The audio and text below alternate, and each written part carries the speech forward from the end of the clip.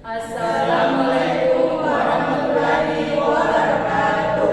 Perkenalkan, kami dari kelompok 4 ingin memaparkan materi tentang kedalaman analisis permasalahan pendidikan dan ketepatan membuat pemecahan permasalahan dalam pendidikan yang beranggotakan 7 orang, yaitu saya sendiri, Reski Amalia Gunawan, dengan NIM 210407502060.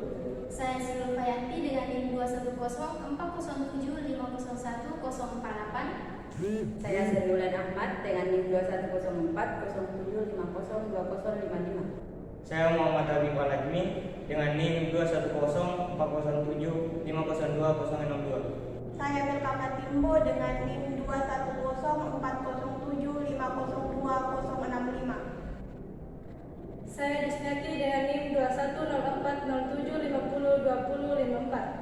Dan saya Mozenur Afani dengan NIM 210407501044. Lahan pendidikan di Indonesia yang masih ada sampai saat ini yaitu kurangnya ketersediaan dana pendidikan. Bukan hanya biaya pendidikan di lembaga formal maupun informal, biaya untuk membayar properti dan fasilitas seperti buku, alat tulis, seragam, dan transportasi juga termasuk ke dalamnya.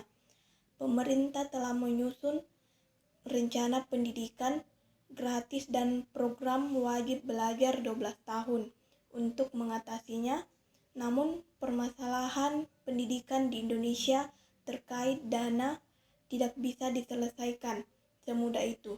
Hal ini disebabkan karena penyebaran alokasi dana program pendidikan yang tidak tersebar secara merata.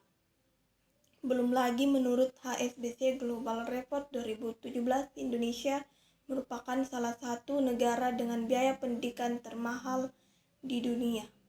Yang kedua, minimnya bahan belajar mengajar. Permasalahan pendidikan di Indonesia yang berikutnya adalah kurangnya bahan belajar mengajar.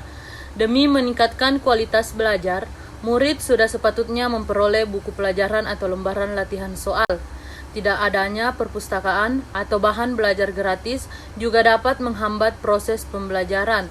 Seharusnya bantuan berupa bahan belajar diberikan lebih banyak ke wilayah-wilayah yang dengan masyarakat kurang mampu. Rendahnya kualitas tenaga pendidik.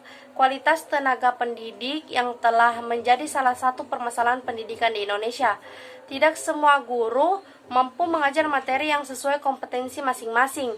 Menurut Global Education Monitoring atau GIM, Report 2016 oleh UNESCO, pendidikan di Indonesia menempati urutan ke-10 dan urutan terakhir untuk kualitas guru dari 14 negara berkembang.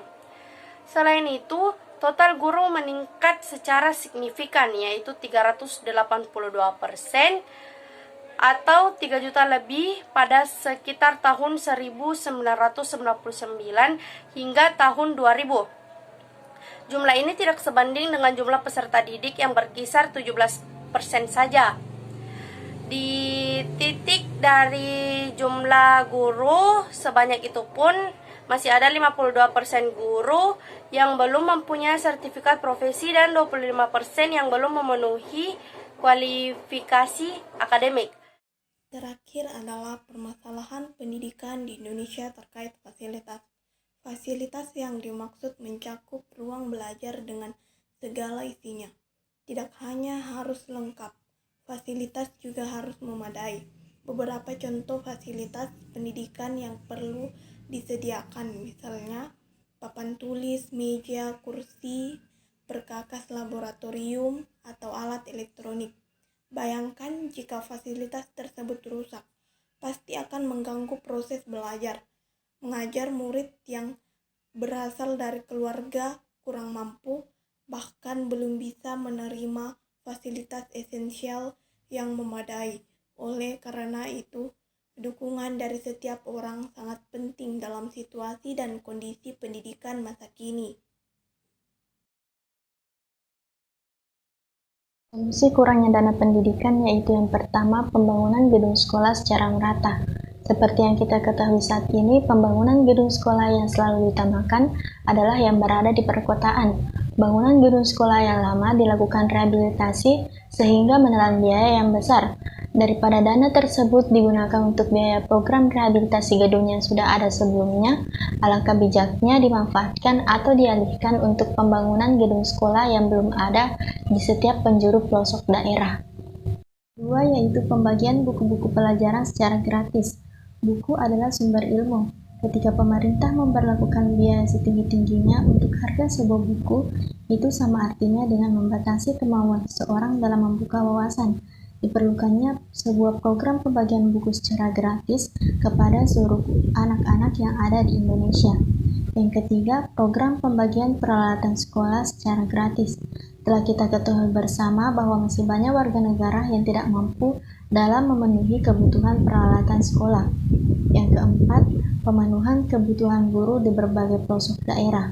Guru merupakan elemen penting dalam dunia pendidikan. Tanpa adanya guru yang berkualitas, maka mustahil seorang anak dapat terdidik dengan baik.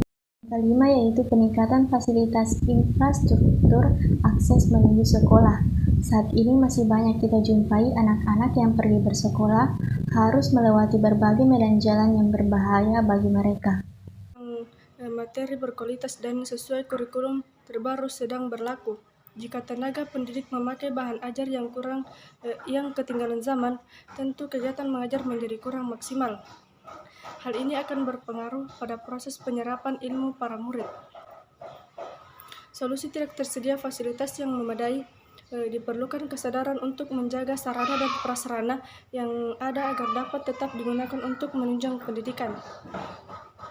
Pemerintah juga perlu memberikan bantuan terhadap daerah terpencil tersebut agar pendidikan dapat berkembang dan tercapai pula tujuan pendidikan tersebut. Dan kurangnya alokasi dana yang terhambat, yaitu dalam hal banyak penyalahgunaan dana administrasi sekolah dan adanya oknum-oknum yang tidak bertanggung jawab dalam hal pendanaan, sehingga adanya penyalahgunaan dana dan menghambat proses pendidikan. Dalam hal ini, pemerintah kurang tegas dalam menangani oknum-oknum yang melakukan penyelewengan dana. Seharusnya pendidikan yang ada di Indonesia ini, upaya yang dilakukan adalah pendidikan harus berjalan efektif. Rendahnya kualitas tenaga pendidik. Menurut saya, guru bimbingan konseling adalah salah satu solusi yang bisa mengatasi rendahnya kualitas pendidikan kita. Dengan catatan, tanpa bermaksud mengabaikan peran guru yang bertugas di bidang lainnya. Pada Peraturan Pemerintah Republik Indonesia Nomor 74 Tahun 2008 tentang guru, pada pasal 15 dinyatakan bahwa guru bimbingan dan konseling atau konselor adalah guru pemegang sertifikat pendidik.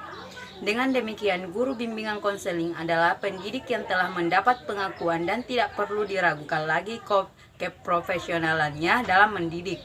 Karena itulah guru bimbingan dan konseling sekarang ini tidak bisa lagi diabaikan pemerintah apabila Indonesia ingin mencapai mutu pendidikan yang lebih berkualitas. Atau dengan kata lain, guru bimbingan konseling adalah salah satu solusi utama untuk meningkatkan kualitas pendidikan kita. Permasalahan pendidikan adalah segala sesuatu hal yang merupakan masalah dalam pelaksanaan kegiatan pendidikan. Banyak sekali faktor yang menjadikan rendahnya kualitas pendidikan di Indonesia. Faktor-faktor yang bersifat teknis diantaranya adalah 1. Minimnya bahan belajar mengajar, 2. Kurangnya ketersediaan dana pendidikan, 3. Rendahnya kualitas tenaga pendidik, 4. Tidak tersedianya fasilitas yang memadai. Namun sebenarnya yang menjadi masalah mendasar dari pendidikan di Indonesia adalah sistem pendidikan di Indonesia itu sendiri, yang dimana menjadikan siswa sebagai objek, sehingga manusia yang dihasilkan dari sistem ini adalah manusia yang hanya siap untuk memenuhi kebutuhan zaman dan bukannya bersifat kritis terhadap zamannya. Maka disinilah dibutuhkan kerjasama antara pemerintah dan masyarakat untuk mengatasi segala permasalahan pendidikan di Indonesia. Baiklah, itulah tadi pemaparan materi dari kelompok kami. Lebih dan kurangnya mohon dimaafkan. Wassalamualaikum warahmatullahi wabarakatuh.